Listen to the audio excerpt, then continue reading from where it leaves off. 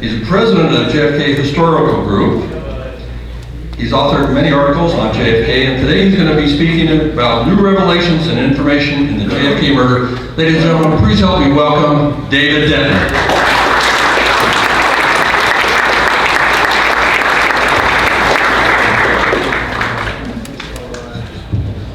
Well, I'll tell a little story. I was trying to get my PowerPoint up. We were talking about democracy earlier. In fact, the songs were about that. I'd like to brag a little bit. In all my classes, I encourage my students to vote in the midterm election, and 75% of them voted. That's a big deal for me. The 18 to 29-year-olds, what do they usually do? Not vote. But I did give them extra credit for it, so. But I was proud of that. Okay, then you see the dark screen here. I just said new revelations. Let me see if I can work this out right now. Can you hear me? Are we good? Okay, Judith asked me to kind of give a recap of what's happened in the last couple of years, and stuff that you may or may not be aware of. Stuff that I may feel like is important, maybe you don't. And so if some of this is repetitive, I apologize, but I thought it's important, the revelations of the new documents coming out in the last year and such. I'd also like to bring some perspective and synthesis to all of it as well. Okay? Okay, if you want to go to the next slide, we'll try to get this slide when we go. Okay. Well, 55 years later, where are we? Are we ever going to obtain justice? Not likely. But, I'm a history guy, and I think correcting our history, correcting what's said in the textbooks, what our students read when they pull out a history book, do they still read Lee H.O. Acted Alone? Yeah, they do. They still do. Can we change that? Maybe we can. I think everyone in here, there's a general consensus about the JFK assassination. I think we can come to. My opinion is where we are at is that it's unresolved but not unsolved. Okay? I think we have a good idea of what happened in Dallas, most of us. Most of us are coming to the agreement that Oswald was a patsy, that powerful forces in and outside the government were involved, that the Johnson administration participated in the cover-up. I think everybody in this room would probably agree with that. And you know what? I think the public would do the same. Although they're not probably as informed as you and I are. They're generally in agreement on that. And I think that position is not based upon speculation or paranoia, but maybe just the facts of history, the stuff that's been put in front of us. I think that's more. What we lack is institutional validation. In other words, our institutions haven't caught up with the American people in this story. I think that's the way we can pose it. Is it possible? Yeah, I think so. I always make the example of what's happened with the story of the Vietnam War and JFK, with the documents that came out in the 1990s. Our institutions have moved away from that idea that JFK would have just continued the Vietnam War. There's a general consensus that no, Johnson changed the Vietnam policy. It's possible to change history, or at least a consensus. I think the problem we had when we, if you go to the next slide, okay, let's go back to we're already this 3 down. Okay, let's look at this for a minute.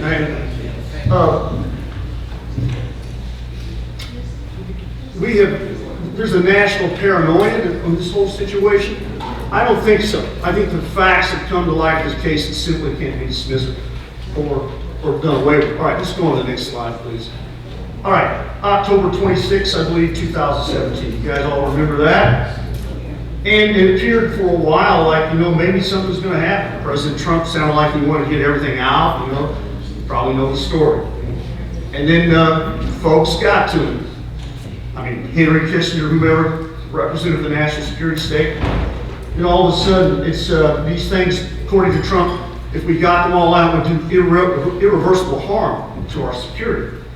So there's just these partial releases that you're familiar with. And then more things, still not out, redactions. Moving it back to 2021. I mean, you know the story, okay? But still, I think there's some things that came out that are still significant that we need to look at. So, okay, let's go ahead. Turn that slide, please. For instance, I want to point out that you might be aware of Bill Simbeach, who's a good researcher. I saw an article he did about this, similar to what I'm trying to talk about here. And I just thought this is kind of where we're at sometimes.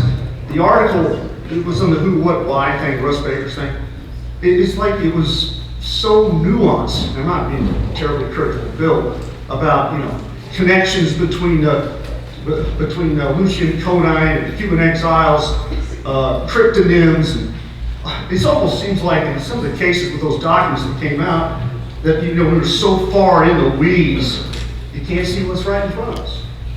Because I think if one bothers to look, and you can see some things that are significant. And again, I think our problem lies in trying to make those institutions stubbornly cling to untenable and indefensible positions with undeniable facts. Then we can get a change in position, I think. So let's look at some of the things that did come out. You're too far ahead of me again. Sorry about this. I intended to have this right in front of me. So, okay. Now, some of these things are going to look like statements of the obvious, all right, that you already know. But what point it's back to that point that I just made, that these things might be obvious to you or me, but our institutions still, as I said, stubbornly cling to those positions that Oswald acted alone. Can we give definitive proof that they can't stand by that anymore? That's the idea. Well, I think one thing we can safely say that came out of the documents, verify once and for all that Lee Harvey Oswald was involved in intelligence activities leading up to the assassination. There was a document released that talked about, in fact, I have it here, the Ray Rocca document you might be familiar with. Rocca didn't want his boss Angleton to be involved or to have any blame on the assassination when he talked to David Bellamy, the Warren Commission lawyer.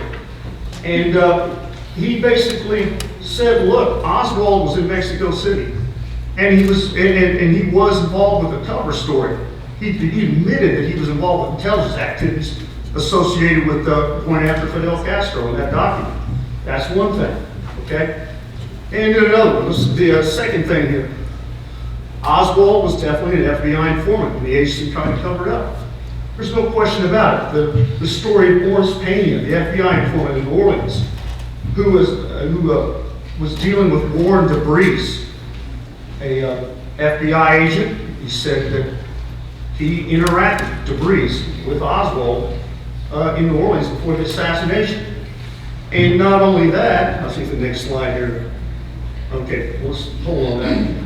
Not only that, after the assassination, DeBreeze tried to intimidate Pena to stay shut up. In fact, there's even a quote in the documents DeBreeze telling Pena, if you don't keep quiet, we're going to get rid of your ass.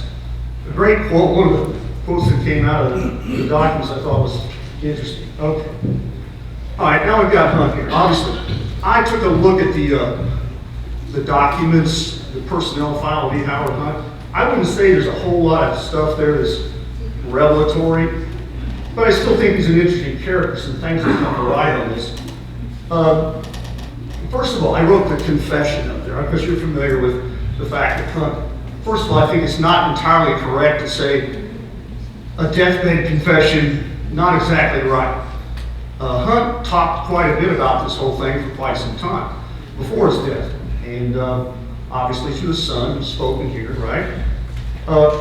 S.T. Patrick is back there. We talked about this a couple of weeks ago. Like, why are some people unwilling to accept Hunt's confession at face value? Well, I think there's a reason why he couldn't. Because an intelligence guy, and oftentimes intelligence guys lie, right? That's what they do in some cases. But still, if you go back to that 15-minute video that I think Jim Mars was on from 2005, it's on YouTube. I mean, Hunt is very clear about what he said was involved with the assassination, who was involved. Obviously, he talked about top CIA people, Ford Meyer, Phillips, Morales, Harvey, which I'll talk about, and he talked about LBJ as the top of the hierarchy. Now, I bring that up, I think I've talked about this before, that The Devil in a Chessboard by David Talbot is a great book. But Talbot actually tried to say it was actually Allen Dulles that Hunt was substituting Johnson for. So I don't see where that has any basis in fact. So with the Hunt story, what's significant, I think, is that, well, what's come out recently, let's go to the next slide here. Let's wait on that. What's come out in recent times is that you probably see on Facebook. Let's see here. Let's save that for a minute. Let's go on here. The personnel files that came out. Again, many of them were redacted. Dave Morales' file was 95% empty. In fact, there's a quote there about that part of it was sanitized in 1976. There's still some interesting stuff, no question about it. Okay, now let's go on to Harvey here, because I want to talk about him. I've said this before, and this is a quote from an article, that Harvey really did project a perfect profile if someone wanted to carry out a plot. And his personnel file describes him to a T in that respect. I mean, this is some of the quotes up there. He's described as someone willing to be involved in highly sensitive, extremely political operations. More importantly, he moved into positions stronger than his superior officers, was tenacious and aggressive in his pursuit of a point of view. And he had people absolutely loyal to him. So what they're saying is this guy's going to get out of front of the skis, he's going to be out on his own, he's going to be rogue, and even his file indicates that. And he had people absolutely loyal to him. I think those are all important things to consider. Okay, next slide. Let's look what we keep trying to do. One of the most interesting documents that I found that came out is I was looking at a document from John Roselli's file. The CIA prepared a whole history of John Roselli and his connections to the agency. Some of it's pretty curious to say the least. But what I found interesting going through that document, very detailed, but when it got to the time that William Harvey took over Roselli as far as running, being the connection with Roselli. Once that relationship began, basically the statement was, after May 1962, Harvey took over as case officer. It is not known by this office whether Roselli was used operationally from that point on. In other words, they're saying, we don't know what happened between Harvey and Roselli, or we're not telling you, or we're not going to put it there. Of course, the timing, May of 62, I thought that was interesting. Okay, on to the next slide. There's stuff in the files about, again, some of these things may have came out at different times. Some of this is confusing about when documents were released. You might say, hey, this is a new document. Well, it may have been out for a while, This whole rolling release thing that went on with the National Archives. But this is interesting about Harvey's relationship with Q.J. Wynn. Of course, this supposedly recruited foreign assassin. You're probably familiar with that. And Harvey went through a House Select Committee interview in 1976, shortly before he died. And he's very evasive about this whole situation, or not telling the truth, however you want to characterize. He suggests that KJ Wynn was never involved in any kind of Castro operation, or example, ever in the United States. But there were documents. I mean, he was called out by the interview and said, look, we got documents that Q.J. Wynn flew in the United States, and you're signed off on it, on the receipt. Well, then he said, well, I guess that Q.J. Wynn was really substituted John Roselli for that. So he's very evasive in sort of things like that. And then he also, though, he makes this bold statement here that really caught my eye, one at the bottom. When the interviewers pushed him on the idea of whether They would actually recruit assassins. I think he's talking about Lumumba and the Congo thing when he was asking that. Finally, Harvey just kind of blurts out and says, the only sure way to do it, to assassinate, was simply appoint a single officer, do everything, run the operation, kill the person, bury the body, and tell no one. I mean, it's like, gives you an insight about what Harvey was like, I think. Okay, let's go on. Tosh Plumlee. Hey, I've had a chance to talk with Tosh several times on the phone. Some of you are probably familiar with him. He's another, what I would call, believe, disbelieve guy. It's the best way I can put it. Do you believe Tosh Plumlee's story? I mean, can we validate it? You're familiar with it or not? I mean, he suggested that he flew an abort team into Dallas the day of the assassination. They had gotten wind of a plot based upon the Private Dinkins story. You're probably familiar with that. And on that basis, that group was flown in by Plumlee. They thought it was just another false alarm, and it wasn't. So Plumlee says he found himself on Dealey Plaza. And of course, he saw some things. But in my interviews, this was about 4 or 5 years ago.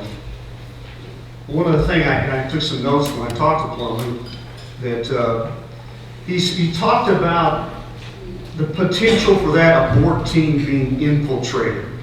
And then he told me, he said, I cannot guarantee that someone on that plane might have not been involved. Now, he told me that 5 years ago. And then, you know, if you're on Facebook, social networks, Tosh Plumlee's a funny guy because about every 3 or 4 months he says, I'm not talking to JFK people anymore. I'm done with all you people. And then he'll be back. I think he likes the attention. But he did make an announcement on Facebook that, in fact, E. Howard Hunt flew in on that plane with the net abort team. Again, was that the guy that, I mean, I'm just curious, 5 years ago, was he telling me that someone on the plane that could have been involved, that he was talking about? I kind of think yes. Okay, let's go on. All right, I'm just throwing this. Now we get into the Lyndon Johnson critique time again. I always get there. This is a very serious, well-researched ranking of presidents of the United States. I am a history guy, okay? And so I talked about this in my class. Over 200 historians weighed in on who the top ranked presidents are. You know, we can debate on this all day. But you see John Kennedy 8th. I think that's legitimate. But Lyndon Johnson 10th, okay? I don't see that as legitimate with the light of the things that you and we know about Johnson. So, okay, let's go on. So other documents that have came out in recent times. Well, one of them caught the news was the fact a FBI source said that the KGB actually believed an ultra-right-wing conspiracy involving Lyndon Johnson in that situation. Is what the KGB believed what happened in Dallas. Now, we know the KGB is going to be a propaganda operation and can't be trusted or couldn't be trusted. Yet it should be noted that this is not something that the Soviet government was making public and promoting. This is what they believed on the inside that happened, okay? I think that is important. Okay, let's go on. So, and you got a big blank there, okay. What that slide says, I think, is that, that we know the Johnson administration was involved with a cover-up 48 hours, within 48 hours of the assassination. I think we can, again, we can nail it down based upon documents, and I think that's important. Okay? If you go on, just go on to the next one there. Okay. One of the things that came out was a statement that was made public last fall that Hoover was saying, we must convince the public that Oswald acted alone. There's nothing further Oswald case except that he is dead. That came out, that was a statement from Hoover shortly after the assassination. Of course, we know the Katzenbach story's been out for years, right? Because Katzenbach basically verbatim almost said the same thing, right? The Assistant Deputy Attorney General. And my friend Ed Tatro back there, whatever he went, Ed Ed's talked about how the fact that Bill Lloyd was saying the same thing, what Johnson insisted. So what does that mean? To me, I teach sociology as well. We talk about the term group speak, where everybody's supposed to get in line and merge with the story. That's group speak. Or, if you will, circulating narrative. It's obvious that the Johnson administration, and we have it documented here, was circulating a narrative, that Oswald acted alone. That's the end of the story. Well, okay. But I want to compare that, though. Let's see what the next slide is. Okay. We go back 25 years. Maybe it was the importantest document that's ever been released from the LBJ library.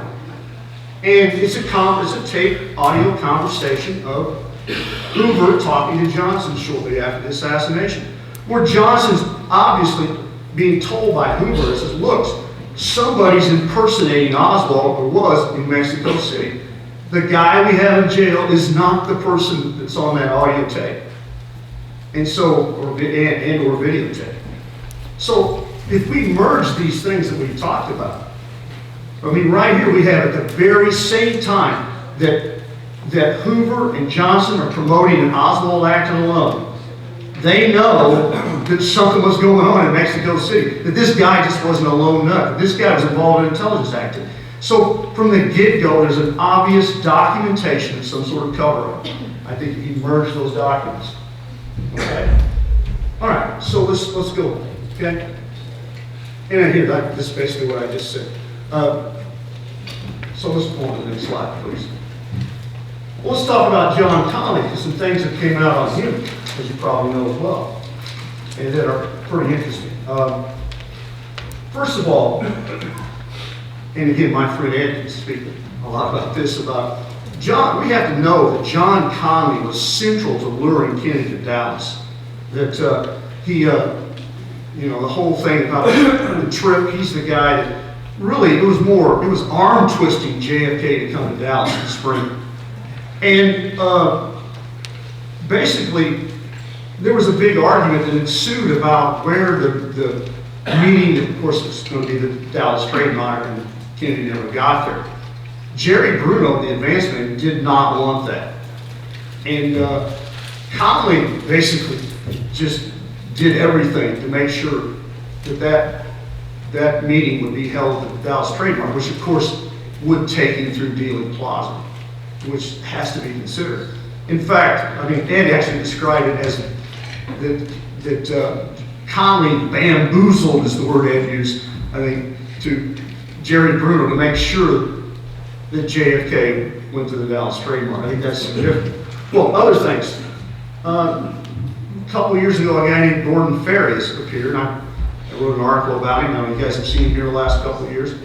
He's talked about Elliot Janeway, a Keith Johnson advisor, that Janeway advised him or admitted some things before his death to him about what happened, including he suggested there was a meeting in the Hotel Texas the night before the assassination between Connolly, Janeway, the wives of Connolly and LBJ. Supposedly Johnson gave the word, the green light, so to speak. But that's hearsay. I understand that. That's hearsay. But you get an accumulation of this stuff. Then we had this other thing that just came out. I think Gary Shaw did some research with this. Brian Edwards has talked about it in a couple of our conferences. About this gentleman named James Whiting Odell Estes, who walked into an FBI office and gave a 13-page affidavit shortly before his death. Apparently Estes worked in Jack Ruby's Carousel Club preceding the assassination, and he said he saw people, he saw things, he saw Oswald there. He saw Oswald, Ruby, and at one point John Connolly showing up there. He very clearly made these statements. Now, maybe he could just be making all that up. But this is some of the convergence of some of the stuff going on in Texas. And obviously Connolly was a big ally of Johnson. Okay? All right. Well, a couple things I'd like to talk about in terms of 201 files that we have. I think, first of all, let's go one more slide, see what I've got here. Yeah, this came out, another slide from Who Up By, Russ Baker's site. And this was made public that Earl Cabell, the mayor of Dallas, had a 201 file, which means he had a contractual relationship with the CIA. And of course, he's a central figure. You can talk to Phil Nelson about that. He's discussed this with him live. Texas insider, mayor of Dallas. His brother obviously was in the CIA, so we already knew their relationship. But this, if you have a 201 file, it identifies that you have a contractual relationship with the CIA. Okay? So we've got, if you're looking for connections between intelligence and Texas, I think here's the clear one. Okay? Somebody has connections both. But go back one slide, because we also, this is something I just came across here a few weeks ago. It is Gordon McClendon, obviously another Texas insider, who, and I'm going to add a couple slides for it. I think I've got this 201 file here. Let's just go, next slide, yeah, okay. Gordon McClendon had a 201 file too. That the CIA approached him in the early 1950s. They initially rejected bringing him on board as a contract agent because they didn't like his finances. But in 1965, he was contracted as a CIA contract agent, 201 files right there. Of course, we know he was very well connected with David Allen Phillips. He ran the Retired Agents Association. A lot of connections there with Gordon McClendon. Another true Texas insider.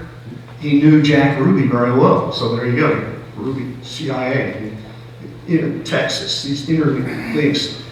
And of course, one of the significant documents that came out was, I'm sure you saw it, that Ruby made a statement to an FBI informant. I'm gonna go watch the fireworks today, right? Remember that? I mean, that was about as explosive things that came out on those documents. But he wasn't the only one, so I'm gonna ask Ed back there to talk. He's going to give you a little more detail on Gordon McClendon and what he talked about the morning of the assassination.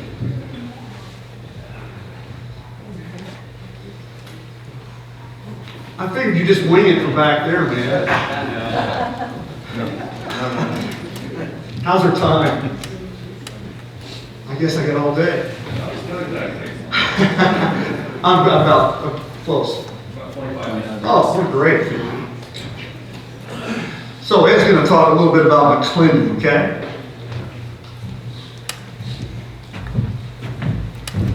Morning, class. He mentioned the fireworks comment that Ruby made. It's important to know where he made it. He felt very, very comfortable. It was a man named Vanderslice who was obviously not party to the evils of these people. Ruby made the comment about, why don't you come down with me to Dealey Plaza and let's watch the fireworks. Of course, they had to hide that for 55 years. And he was in the office of R.D. Matthews, one of the highest ranking mobsters in Dallas, and it was his loan office, which means loan shark office. So Ruby felt very comfortable saying it because he never thought it would ever get anywhere. But the Vanderslice was the ingredient that he didn't realize. But the FBI hid it for 55 years. Okay, off to Gordon McClendon. Before we talk about Gordon McClendon, I have to do this quick because he doesn't want me to use up his time. You have to understand Jerry Patrick Hemming. Jerry Patrick Hemming had connection. He was a soldier of fortune. He was a wild character. And if he liked you, he'd tell you the truth. And if he didn't like you, he'd fill you full of bullshit. And when I talked to him on the phone, it was like talking to a Gatling gun with a voice. He'd jump from subject to subject and fly around, and good luck trying to hold on to whatever it was he was saying. He's got connections to Oswald, to Ruby, to CIA agents, Cuban operatives, freelance mercenaries, mob enforcers, and Texas power brokers. Okay?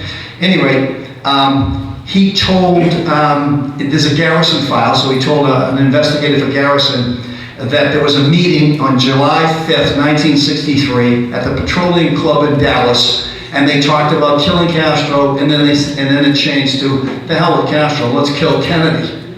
And he took, in the Garrison file, it said that the three of the names of the men who were there were H.L. Hunt, Gordon McClendon, and Clint Murchison. Okay? And then in the HSCA interview in the 70s, he said that George de Mohrenschildt was at a gathering, and Guy Bannister of the Garrison case was there, okay? And then to Noel Twyman, who wrote a big book about the case, he kind of hedged on whether Murchison and McClendon were there, but he definitely said DeMorrissey was there. And then to me on the phone in 1999, he said, well, I only had first names, and he was backing off. And the guy had a photographic memory, so he obviously didn't want to tell me who was who and what was what, so who the hell knows, okay? But it's interesting that he mentions McClendon in this. McClendon was a former naval officer. He was a close friend of Bedford Wynne. Bedford Wynne was the lobbyist for Clint Murchison, and he was in an article the day of the assassination that came out ahead on the Bobby Baker scandal. Bedford Wynne, if John Kennedy had not been killed, was going to jail, along with Lyndon, okay? And perhaps even Murchison. When Bobby Baker got out of jail, in 1972, he stayed at McClendon's ranch. So now you've got him tied into the Baker thing. He was a close friend of Lyndon Baines Johnson, McClendon, okay? Ruby called him one of his 6 closest friends. Now think about that. He's a close friend of Lyndon Johnson, and he's one of Jack Ruby's closest friends. Just coincidence, right? Okay. He ran KLIF radio. He owned it. And Ruby pretended to be part of that radio station, and that allowed him to interview District Attorney Henry Wade about the case at that time. He gained access to the Dallas Police Department, saying he was working for the radio station. So McClendon gave him a green light to get in there and watch the festivities of what was going on with Oswald. He was the former owner of Liberty Broadcasting Network, was a top 40 radio station, which is where he made his millions, and it was a CIA front. So it ties right in with your 201 file stuff. He's a former co-owner with Clint Murchison Jr. of the Dallas Cowboys. Of course, he mentioned David Atlee Phillips, the chief of the Western Hemisphere Division, and Phillips is the guy that Antonio Vesciana kind of said was Maurice Bishop, and they met Oswald, and so you've got all that going on.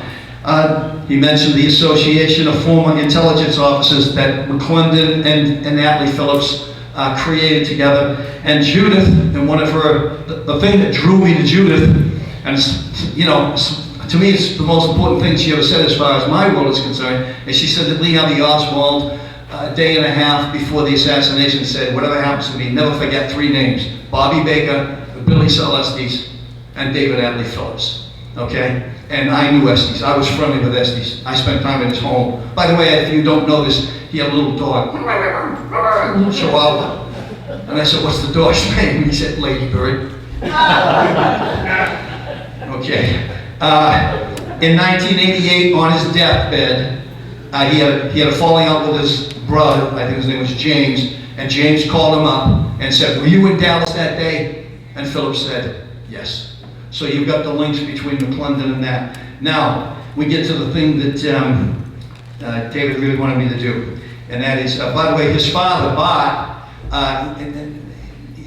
Bart wasn't very impressed with his son. He sent him off to run a radio station in Finland. And then he sent another guy to make sure they didn't screw that up. And it turns out that that radio station was a CIA front. Okay? So McClendon, I should quote Billy Celestes, who said to me, oh, I find it here. He said, just give me 2 seconds. I should have written that one down. Must be on the next page. Let's see. Murphy's Law, right? Well, what he said was, he said to me, I said, what about Gordon McClendon? And Billy said, he was a bumblebee stinging here and there, right? You know?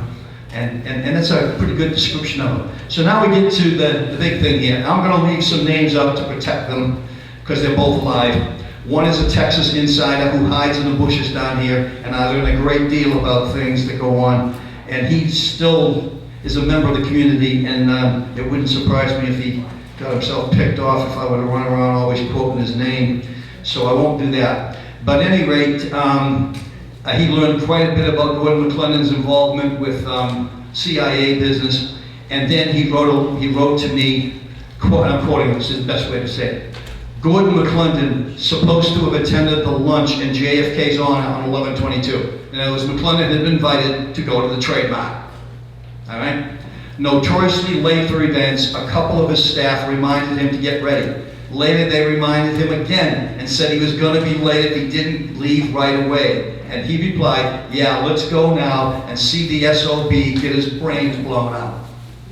So he had obviously been told he was going to be murdered, and he was told that it was going to be trademark. Well, he had the wrong location, I guess, but he had the right information. Now, in New York, another researcher, okay, who was pivotal in the Garrison investigation, he and I were on the phone, and I asked him about McClendon. He told me these two men did not know each other. One from Texas, one from New York. Two completely different sources. And he told me the exact story.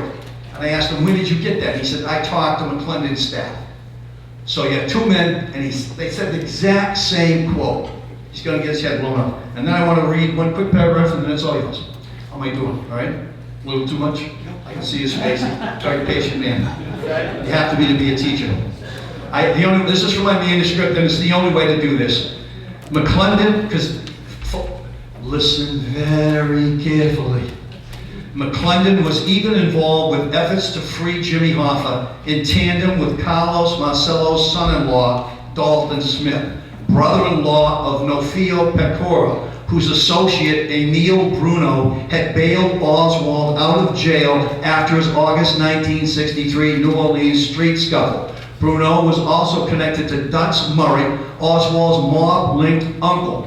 Pecora had received a phone call from Jack Ruby on October 30th, 1963, according to the HSCA investigators. It has been established that Dalton Smith was a close friend of mob attorney Murray Chotiner, who had successfully managed Earl Warren's California gubernatorial campaign and was instrumental in procuring finances for mobsters like Mickey Cohen for Richard Nixon's political endeavors. McClendon's Bubble Bee activities led to a complex hive of political corruption virtually unsurpassed in American history. That's incredible. Absolutely incredible. And finally, he ran against Yarborough for the Senate in the preliminary in 1964, and Yarborough won, even though Yarborough was in Billy Sylvester's pocket, all kinds of bribes. And then Yarborough beat George H.W. Bush in the primary, so he became the senator again from Texas. Since it is highly apparent and suspicious that it looks like Lyndon Johnson tried to get Yarborough and Conley to switch seats in the motorcade so that maybe Yarborough would get killed too, because he hated him. And so the fact that Yarborough won the Senate and might also piss off Mr. George H.W. Bush and Gordon McClendon a little bit. Maybe they would like to cooperate in the murder of President Kennedy because of that issue. Anyway, that gives you at least some idea of one of the obscure ways in this case.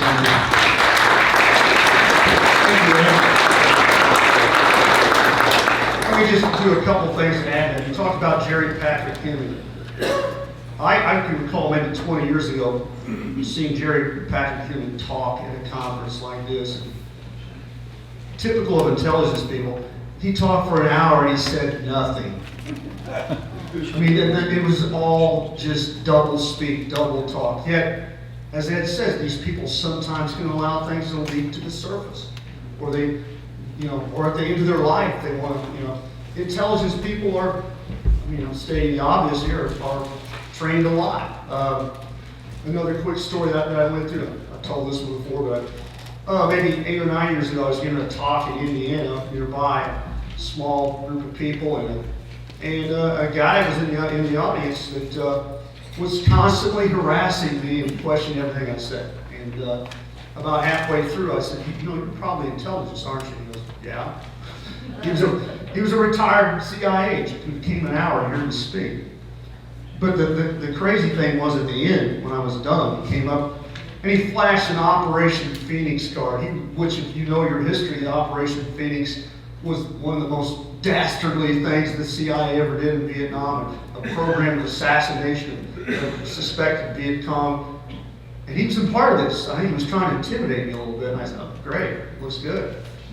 But the last thing he said to me was, after he had denied everything, the last thing he said was, we did what we had to do in Dallas, and he walked away from it. So, you know, if that gives you some insight, I want to make sure I told that story. I told it before, but you know, about what we get, hearsay versus documentation. What do we get out of intelligence people? What are we supposed to believe? I think it's back to that believe, disbelieve thing, what you choose to, I guess. Okay, so I'll try to, we have what, maybe 10 minutes left? I'll try to wrap this thing up. 13 minutes. Good, okay, all right. So, all right. Let's try to get caught up here. All right, let's go to the next slide. Okay, this is an important book that we all should be aware of. I know Chris Milligan back there is excited about it. He's published this book, it's just come out, and, you know, about a new character that I think really bears some scrutiny. Both Ed and I feel like, I mean, neither of us had a chance to get through the entire book yet. I've interviewed the guy, his name is Chris Fulton, twice on the phone for 45 minutes each. Thought he was very engaging about a lot of things. It's a new story. It's about a guy who, in the 1990s, and Chris can clean up if I don't get the details, I'm not going to try to sit here and tell you about the whole book. I just think it's worthy of your attention to look at. And basically, this guy named Chris Fulton was basically your average private citizen. I think he was a contractor who was friends with another guy who actually had befriended Evelyn Lincoln. And got close to Evelyn Lincoln at the end of her life.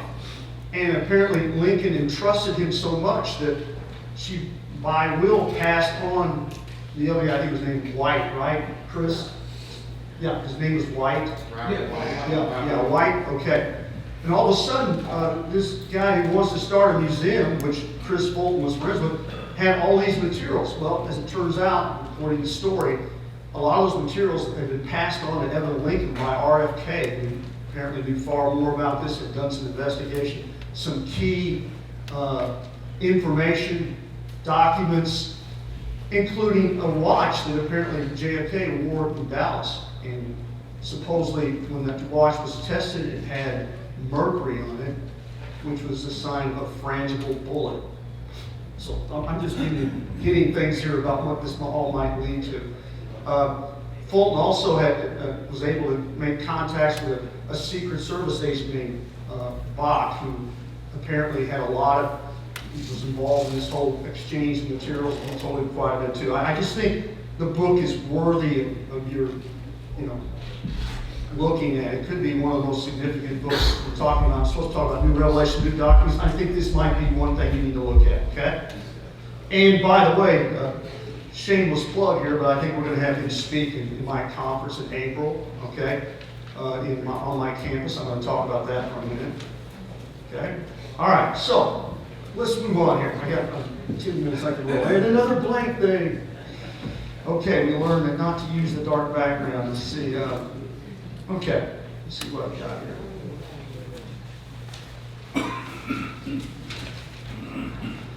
Well, it's basically a quote from I'll have to pull it up here. Again, my apologies, because I expected to have something in front of me. Okay, I'll go verbatim. Quote by Julius Caesar. To not care or know what happened before you're born is to forever remain a child. I love that. To not know anything about what's happened before you're born is to remain a child forever. I think it's the quote from Julius Caesar. So for those of us that are, I try to impress that on my students that, yeah, this may have happened before you're born, but it's still important. History is connected to all the events that we arrive at today. And I think if you look at other things in our history, where we have ugly things in our past history, that we've always been better as a people when we bring those to light, no matter how embarrassing or how ugly they look. Executive Order 9066, World War II, the most, FDR's worst moment, right? You know what that is? The internment of Japanese Americans, okay? in 1988, we tried to right that wrong with legislation to give compensation to Japanese Americans. We admitted we had done something wrong, okay? African American troops, which were subjected to various experiments in mustard gas, not mainly African American troops, that recently came to light, and the government apologized for that. So there's no statute of limitations on the truth, and getting to it. And we are always better as a democracy when we get to that point, no matter how embarrassing it is to our institutions. Okay, let's see if we, and again, there we go. I'll just skip. There was a quote from H.L. Lincoln. I wanted you to see that. So, again, I think, trying to sum this thing up, I think the assassination is still important. We still need to get to the truth. We still need to get that institutional validation that I talked about earlier.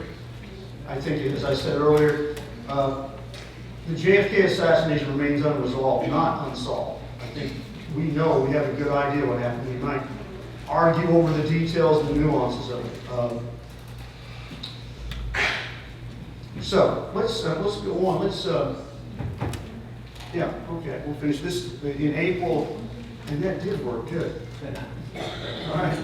In April 4th through 7th, Ollie Central College in the Midwest, we are having a conference. You know, some of you have been with me before in Washington.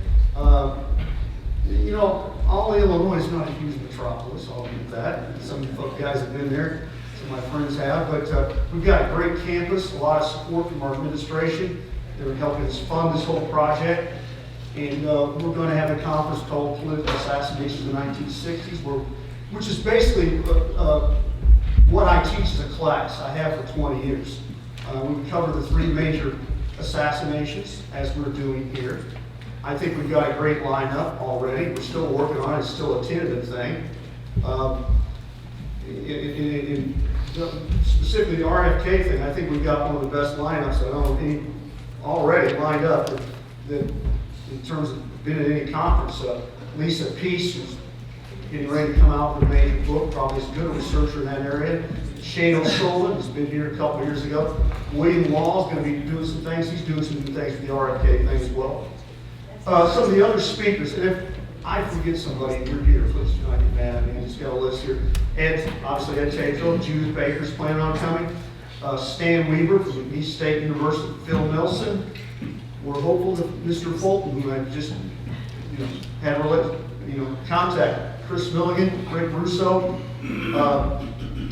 Richard mentioned Katana Zachary and Sarah Peterson earlier, and they're going to be at a conference as well. They've done some great research down here in Texas. So I appreciate your time. I apologize for the unevenness with the slides and whatnot when we got through it. So thank you very much.